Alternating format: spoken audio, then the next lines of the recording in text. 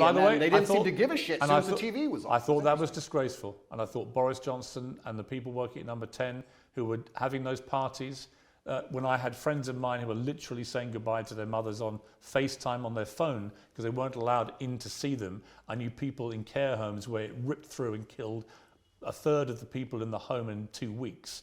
And the desperation that people felt. I had a cousin who lost his father who couldn't go and see his dying wife and so on. You got the vaccine for COVID and you're bragging online how you have COVID for the 8th time, but it's not that bad because you've had 6 injections. There were terrible stories. If you get a vaccine, you do not get the disease. I'm a person who was in Sweden for 3 months, as everyone was afraid, locked in their houses, partying at will. So let me ask you a question as a professional, because we're both adults and we're both very smart. As a professional, which is more likely that the government believed COVID was deadly and everybody should be truthfully afraid and locked in their houses, but because they had this spirit inside of them and they couldn't resist the idea of a party, decided to risk their lives to party, or they lied on the television trying to scare everyone and enslave them and lock them in their houses knowing it's garbage, knowing it's a lie and not caring, and had a party behind everyone's backs so they didn't think they'd get caught? Which one is more likely as a professional, as a logical human? Why don't we just agree that they were a bunch of rank hypocrites, stupid people, who were behaving utterly selfishly, to the extent that the Queen, when her husband, Prince Philip, dies,